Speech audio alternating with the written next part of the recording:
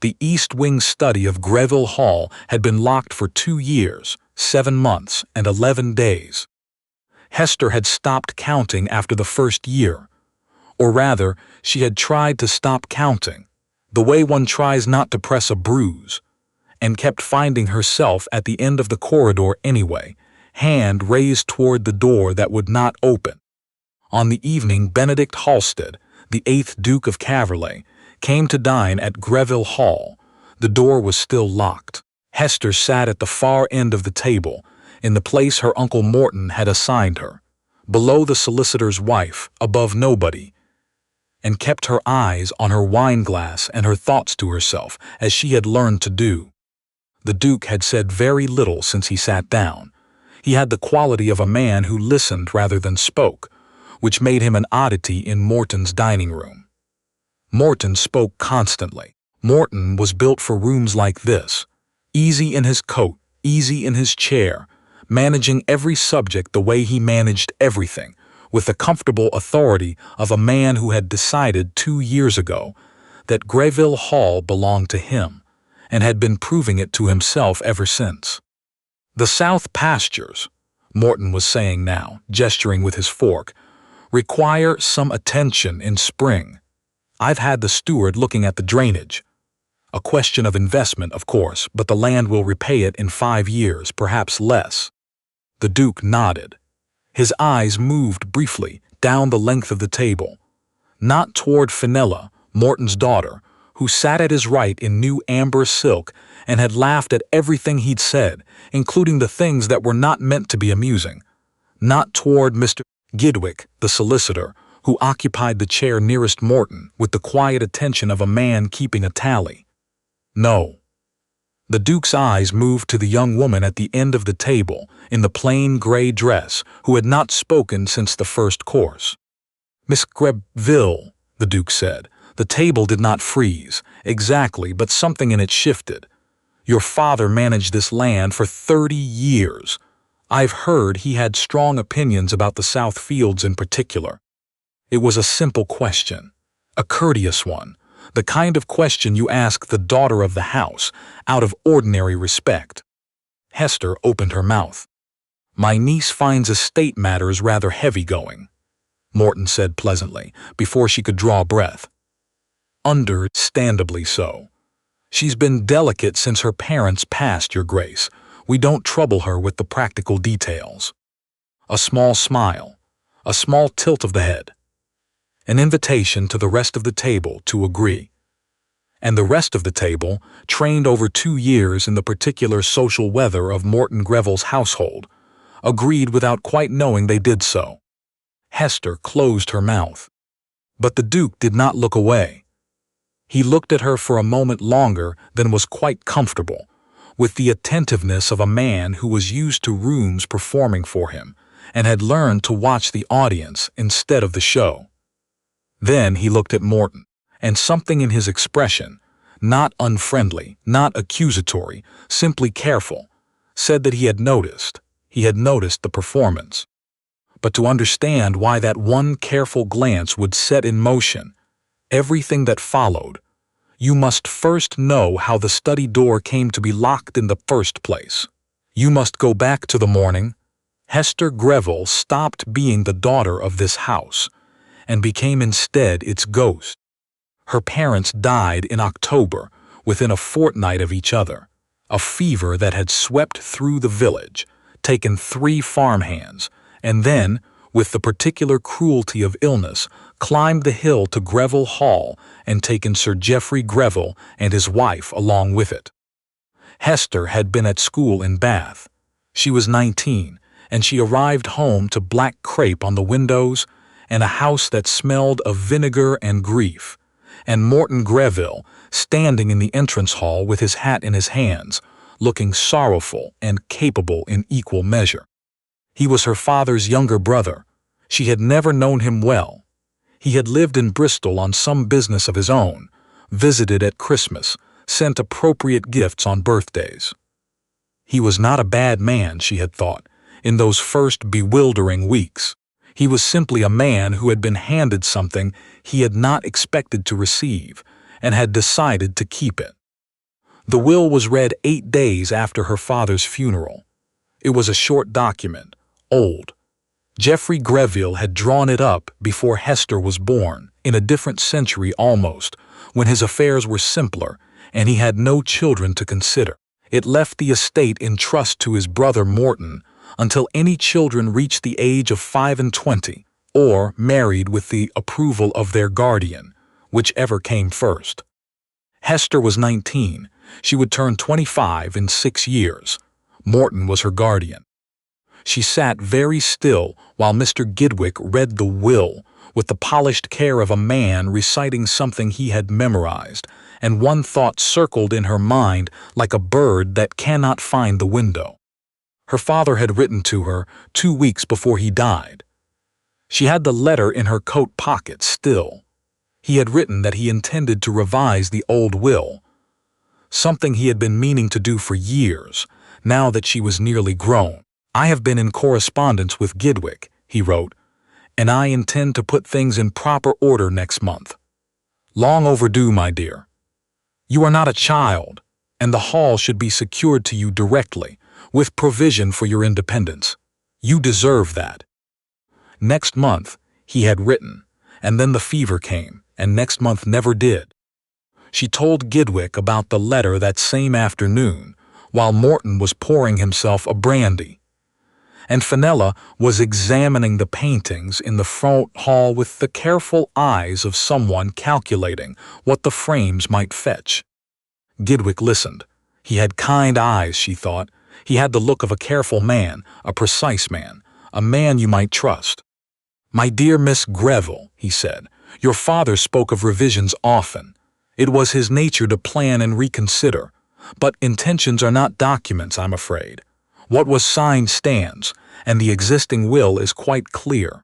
Your uncle has full authority over the estate and over your future arrangements until you come of age." He paused and added gently, "I know this is hard, but your uncle is a sensible man. I'm certain he will act in your interests." She had believed him then. She was 19, and she had just buried her parents, and she had no one else to believe. That was her first mistake. She would not make it again. The study door was locked on the 3rd morning. Morton did it quietly, the way he did most things, efficiently, without drama, before anyone thought to object. He had been in the study the previous 2 nights, she knew, because she had seen the light under the door past midnight. She had also heard the drawers opening and closing, the careful sound of papers being handled. When she came to the study after breakfast and found the door locked, she knocked. Morton appeared at the end of the corridor with a cup of tea in his hand and an expression of practiced concern. "The study is better kept closed for now," he said. "You know how you are when you see his things. That sort of distress isn't good for you, Hester. Give yourself time." She had not wept in front of him. She had not given him anything he could call distress. "My father kept correspondence in that room," she said. "His personal papers, letters he intended for me." "I've seen to all of that," Morton said. "Everything is in order. You don't need to worry yourself." He said it so kindly. That was the thing she had not yet learned about Morton Greville. He was always kindest when he was most afraid. The warmth in his voice was in direct proportion to the cold of his intentions, and it would take her another 6 months to understand it, and another 1.5 years after that to stop flinching when she heard it. The months turned. Morton moved Fenella into the best guest bedroom. He dismissed 2 of the oldest servants, replacing them with people of his own hiring. He took on a steward who reported to him, not to Hester. He began entertaining neighbors, business acquaintances, once a lord's son from the next county who came to dinner 3 times, before Hester understood she was being inspected. The terms of the will gave Morton authority over her marriage. A husband of his choosing would mean, in practice, no change at all. The man he had in mind, a widower named Hartley, 52 and obliging, would not trouble anyone's financial arrangements. Hester had not been entirely passive. That was something she needed you to understand. She had written to her father's old solicitor in London. Not Gidwick, a different man, older, retired, who had once drafted documents for her grandfather. She had asked, carefully, whether any revisions to her father's will had been initiated, and whether any documents existed beyond the one read at the estate. The reply came addressed to Morton. She never saw it. She had tried to send a second letter through the cook's daughter, who went to the village on Thursdays. That letter came back unopened, the envelope still sealed, with a note from the cook. "I'm sorry, miss. Mr. Greville says all correspondence goes through him until your nerves are better. I daren't, miss. I truly daren't." And then one Tuesday, 8 months after the study door was locked, she found the key. It was in the keeping of the under-footman Thomas, a decent young man who had been dismissed the previous month and hadn't yet left the county. He had never quite forgiven himself for some small unkindness he hadn't been able to prevent. When Hester found him at the kitchen door, she asked him plainly whether he still had the study key and whether he might lend it to her for 1 hour. He lent it to her. She made it as far as the study door, key in the lock, before Morton's hand closed over her wrist. She didn't know, to this day, how he had known. Perhaps Thomas had told someone. Perhaps Morton had simply been watching. He had the habit of watching, which she had also taken too long to learn. He took the key. He let go of her wrist. He stood in the corridor of her father's house and spoke to her in the quiet, pleasant tone that meant he had already decided what came next. "You are making things very difficult," he said, "for yourself and for me. I don't want to restrict your freedom, Hester, you know that. But if you continue this way, the letters, the questions, this," a gesture toward the locked door, "I will need to reconsider your situation. There are physicians who specialize in young women suffering from complicated grief. I would prefer not to go that route. I trust you understand me." She understood him. She stood in the corridor of her father's house with the key taken from her hand and her wrist still warm from his grip, and she understood him perfectly. Thomas was gone by the following morning. She had learned, after that, the particular discipline of waiting. It did not feel like giving up, though it looked like it from the outside. A woman who cannot go through doors learns to map the house by other means. She listened at Morton's dinner parties. She watched the way Gidwick's eyes moved when Morton mentioned the estate accounts. She noticed that Fenella, for all her silk dresses and easy laughter, had never once been asked her opinion about anything by her own father, and had the look of a young woman who found that entirely normal. She noticed Morton's patterns. She noticed his fears. She built a picture, piece by careful piece, from what she was permitted to see. And then the Duke of Caverleigh came to dinner and looked at her across the table and asked her a question that no one in 2 years and 7 months had thought to ask. He came to the front library the following morning. It was the public library. The room full of books Morton had never opened and would not miss. Hester was there because she was always there. It was the one room in the house where she could read without comment. The Duke came in at 10 o'clock and stopped in the doorway when he saw her. "I hoped you might be here," he said, which surprised her. She was aware, with the practiced awareness of someone who had been managed for 2 years, that this was a moment requiring caution. She was aware that Morton would hear about it. She was aware that the rules of the house, unwritten, unspoken, enforced entirely through Morton's pleasant voice and terrible patience, did not include extended private conversation between his niece and the most eligible man in the county. She was also aware that she was very tired of the rules. "Your Grace," she said, "you asked me a question last night that you didn't receive an answer to." "I did," he said. "The Southfields," she said. My father didn't trust the drainage in the lower quarter. He said the land wanted to be left fallow every 4th year. His steward argued against it, because fallow land shows no immediate return, and men who manage land for others prefer immediate returns. My father managed the land himself for 30 years and was usually right. Morton's steward has no such constraint. The Duke considered this. He sat down, without asking, which she respected. Men who ask permission for small things often do so, because they've already decided and want the appearance of courtesy. "Why didn't you say that last night?" he asked. "I was not asked again," she said, "and I have learned that answering questions I'm not asked is not well received in this house." A pause.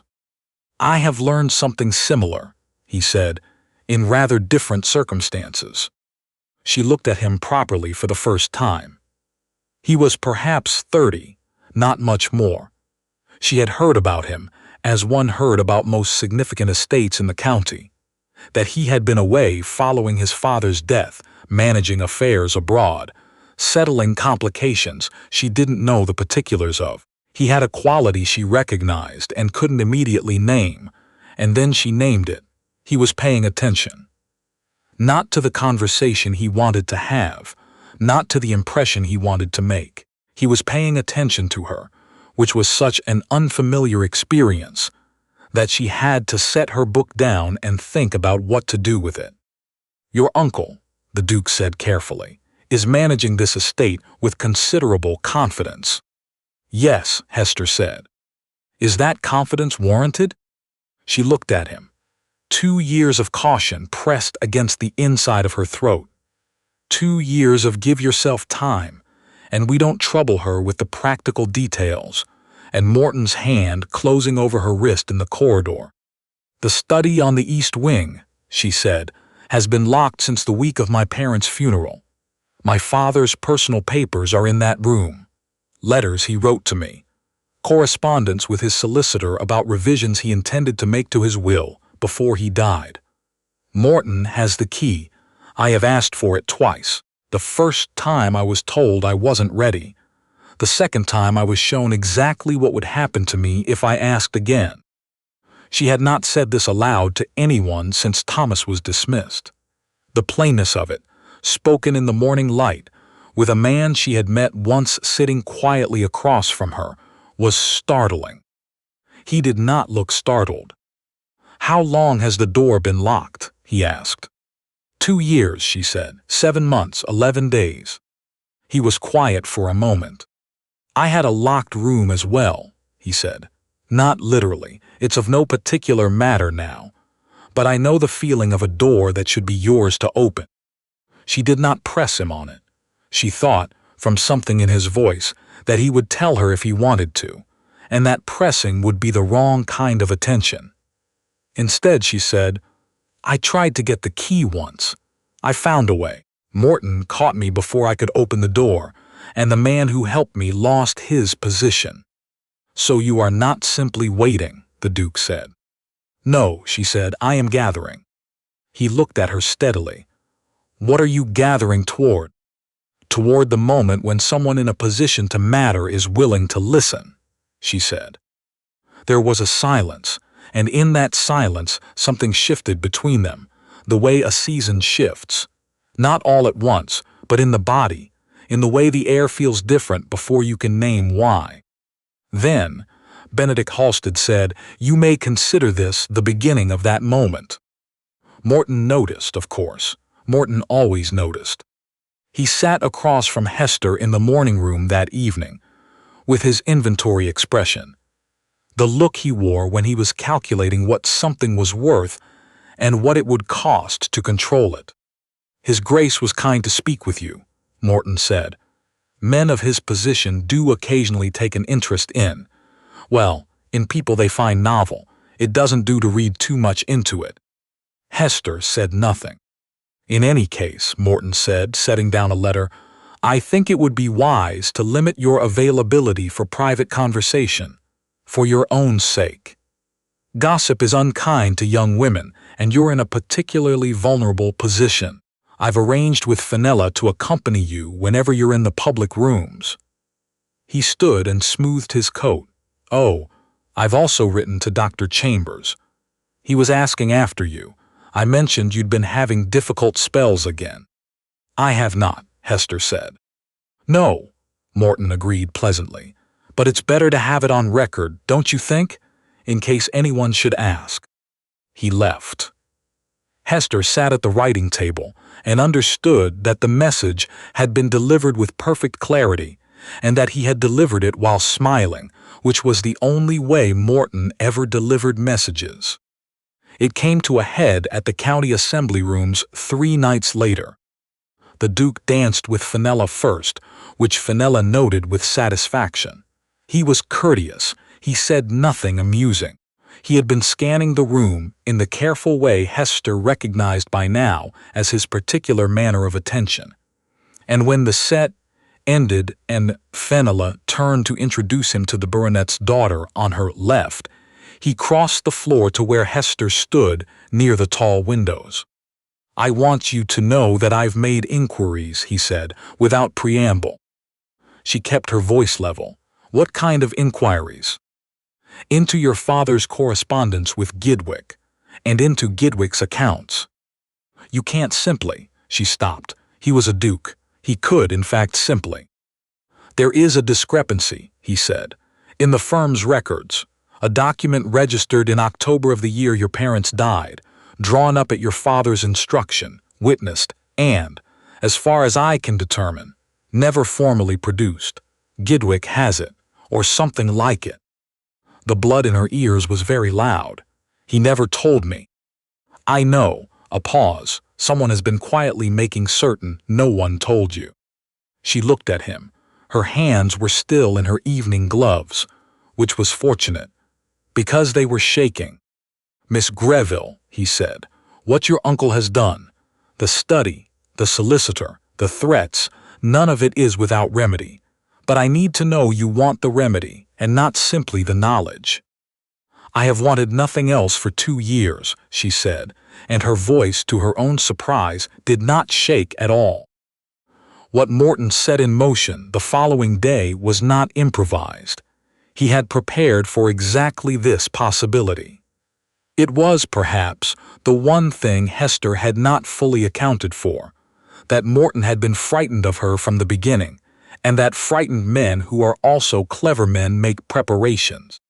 The packet of letters arrived at the Duke's Hotel that evening, delivered by Gidwick's office.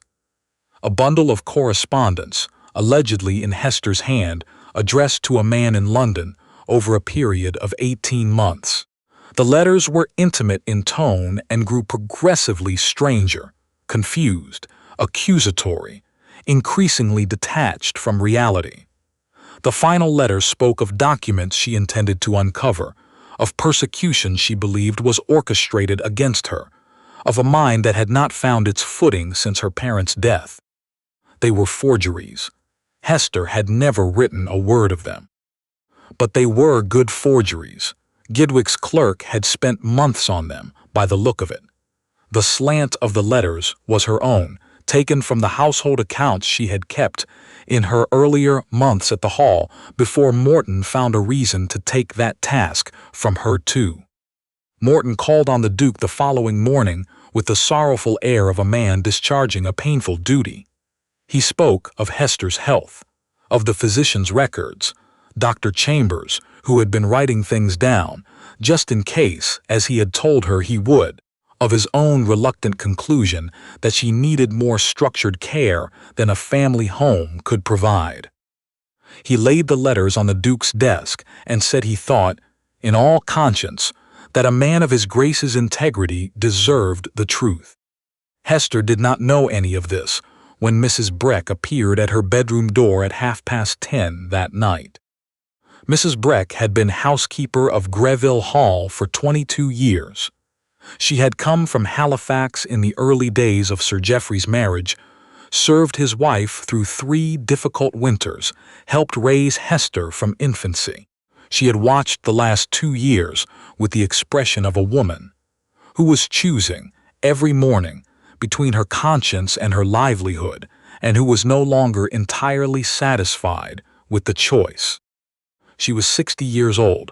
She had a little put by. Her sister in Sherborne had a spare room. "I have waited too long," she said, without preamble, when Hester opened the door, "and I won't wait another hour." She told her everything. The night Geoffrey Greville died, a death that had come very suddenly, very quietly, at his study desk. Mrs. Breck had been the one to find him in the early hours, sitting in his chair with a pen loose in his hand and a letter half-finished before him. She had seen Gidwick's name in the letter. She had understood that what her employer had written down might matter. She had not taken the letter. She had been, she said now, with a directness Hester recognized as the plain speech of someone who had stopped softening the truth, too frightened to take it. But she had remembered every word. "I have signed the revision and Gidwick has the copy. The hall is Hester's directly, with a provision for her independence until she chooses to marry as she sees fit. I should have done this years ago. I am writing to tell her so before morning." "He never sent it," Mrs. Breck said. "He was gone before morning." "And Gidwick," Hester said, "has had that document for 2 years and 7 months. Every quarter, regular as the seasons, your uncle visits that office and they have a conversation behind a closed door. I heard enough of one last spring. Your uncle said, clear as I hear you now, if that document ever surfaces, we are both finished. And Gidwick said, then we have the same interest in keeping it buried." Hester stood at her window, looking down at the dark garden of her father's house, and something settled in her chest.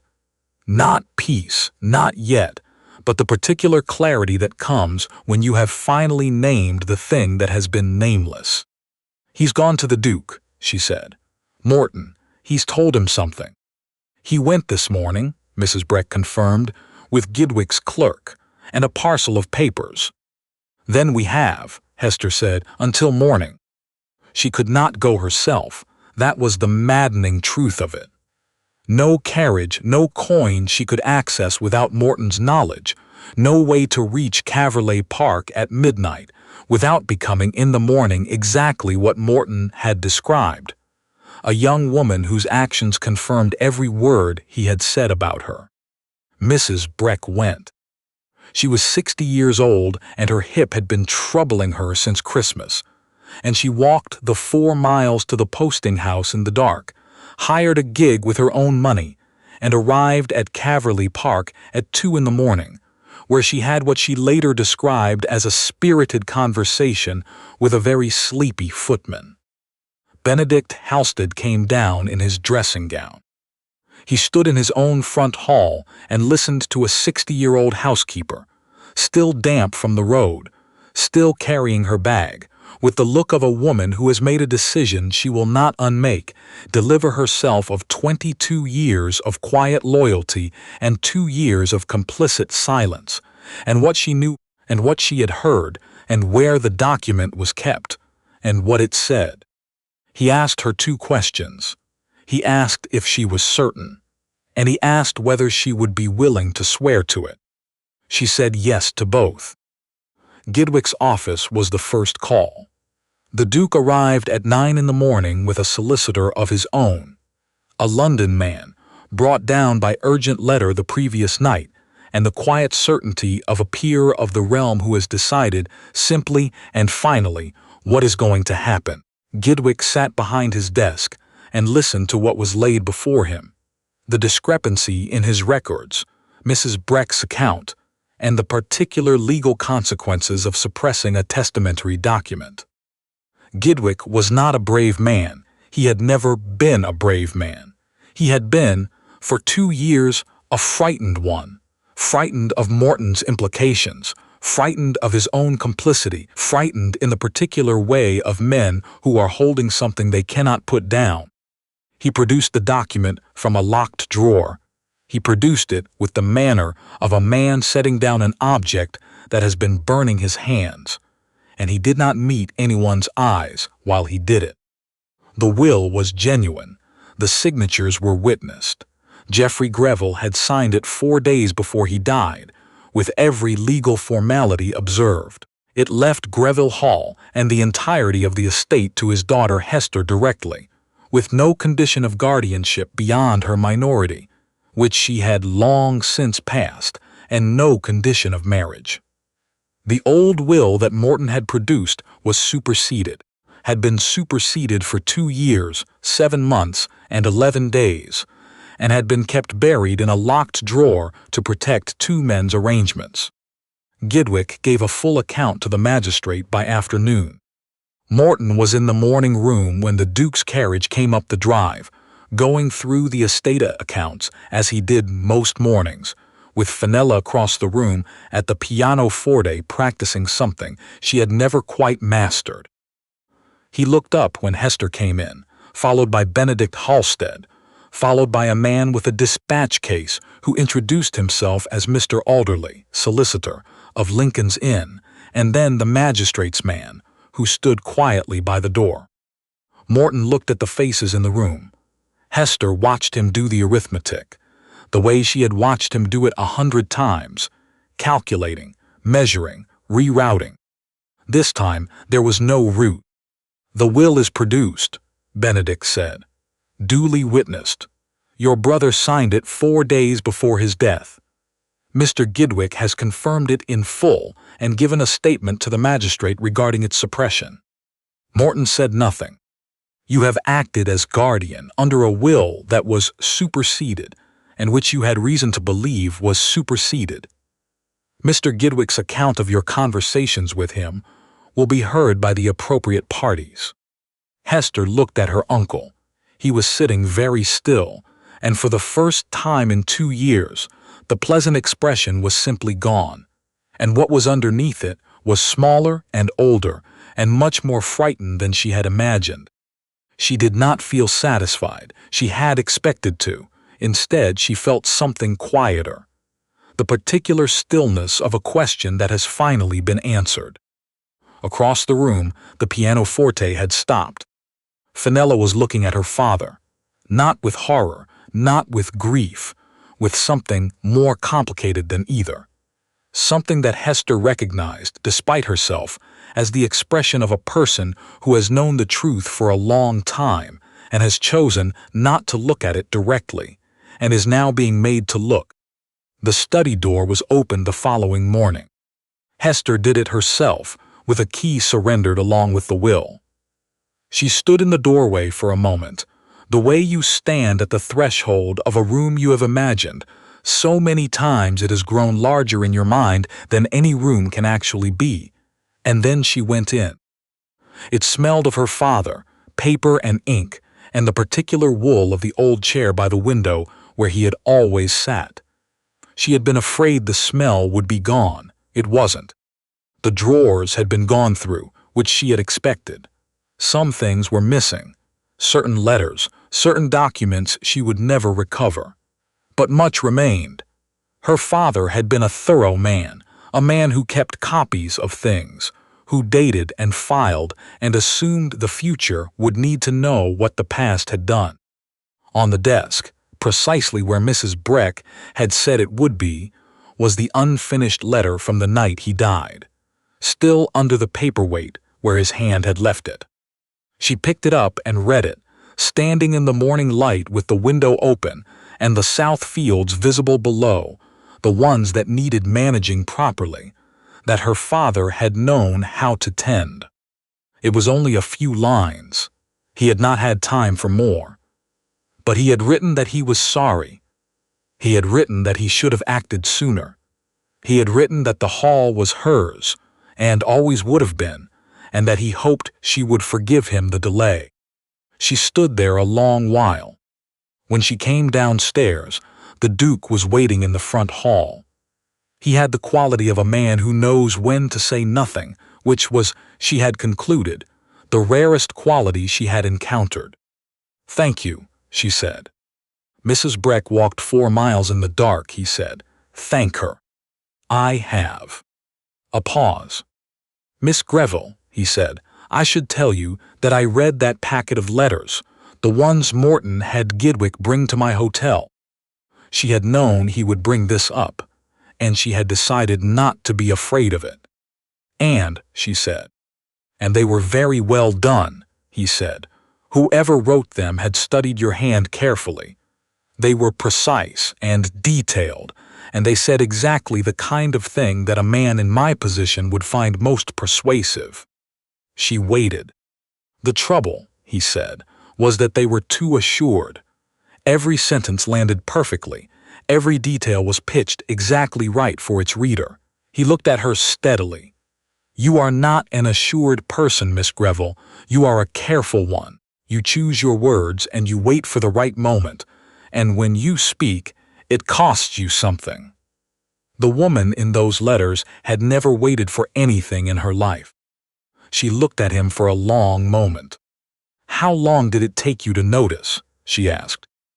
"Longer than I would like to admit," he said, "but I noticed."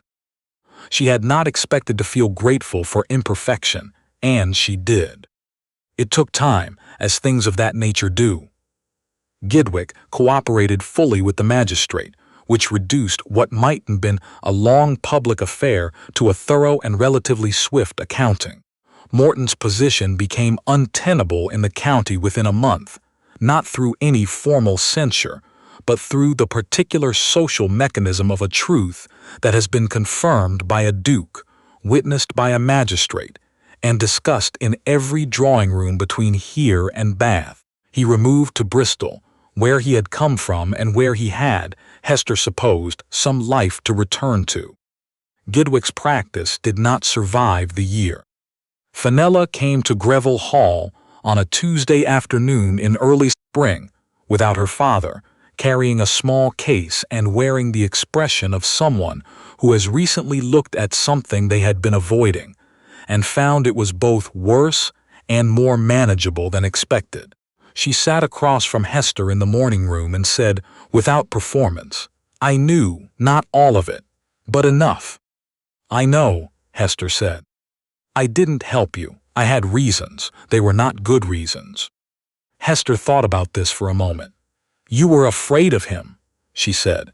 "We were all afraid of him. Fear is not an excuse, but it is a reason." Fenella looked at her hands. "Where will I go?" "I have no idea," Hester said, "but you may stay here while you decide if you wish. There are enough rooms." It was not forgiveness, quite. It was something more provisional. A door left ajar rather than thrown open. Fenella seemed to understand the difference. She nodded once, and did not press for more, which was perhaps the most intelligent thing Hester had ever seen her do. Mrs. Breck was restored to the hall with doubled wages and the best room on the south corner, where the light was good in the mornings. She accepted both with the manner of a woman who has decided she has earned them and will not be falsely modest about it. On her first evening back, Hester came to find her reorganizing the pantry with the purposeful energy of someone reclaiming territory, and there was nothing to say that was adequate, so Hester simply stood at the kitchen door and said, "Thank you, Mrs. Breck," and the old woman turned around and said, "Nonsense, Miss Greville, someone had to," and that was between them enough. The Duke called on Thursdays. He was formal about it, in the way of a man who has decided that he wants something, and is uncertain whether wanting it carelessly would ruin it. He brought the London papers. He discussed the Southfield drainage. He asked, on each occasion, what she thought, and then he waited for the answer. On a Thursday in May, walking the boundary fence of the lower pasture with the new steward, her steward now, hired on her own terms, she said, without looking at him, "You said you had a locked room as well. That wasn't simply a figure of speech." "No," he said. "Will you tell me?" He was quiet for a moment. The field smelled of early grass and the particular green earth freshness of a spring morning, and somewhere below them a lapwing was calling in that persistent looping way lapwings have. He told her. It was briefer than her own story, and in some ways more abstract. It had to do with a father who had kept his son at a remove from everything that mattered, on the grounds that some knowledge was better withheld, and a young man who had learned to manage an estate and an inheritance without understanding why his father trusted the steward better than his heir. It had to do with a year after his father's death of discovering what had been decided without him, and the cold specific grief of a trust withheld from the person who needed it most. "I'm sorry," she said when he had finished. "I've made my peace with it," he said, "or not peace exactly, an understanding. That it can be survived," she said. "That it can be survived," he agreed, "and that the surviving of it changes what you look for afterward." She thought about this. The lapwing called again, and the steward had moved tactfully ahead to examine a fence post he had been intending to replace. "I find," she said carefully, "that what I am looking for at present is someone who asks questions and stays for the answers. That has become, somewhat embarrassingly, the baseline requirement." "It's not an embarrassing requirement," he said. "It's an accurate one." A pause. "Miss Greville," he said, "there is a question I have been formulating, on and off, since approximately the second Thursday. I believe I have finally arrived at a satisfactory version." She turned to look at him. "Would you be willing," he said, "to allow me to ask it?" "Your Grace," she said, "you are the only person who has bothered to ask my permission for anything in 2 years and 8 months. I think you have earned the right to ask whatever you like." He looked at her steadily, this careful, attentive man who had walked fence lines every Thursday for 3 months and read the London papers aloud and discussed drainage. And Caverleigh always waited for her to finish speaking before he said anything at all. Then he asked. And the south fields lay below them in the May morning, and Greville Hall stood at the top of the rise with its study door open at last to the light, and Hester Greville, daughter of this house, mistress of this land, owner of her own voice after 2 years of calculated silence, said yes. "Thank you for listening all the way to the end. We'd love to hear where you're watching from and what this story made you feel. If you haven't subscribed yet, please do. New stories are waiting for you."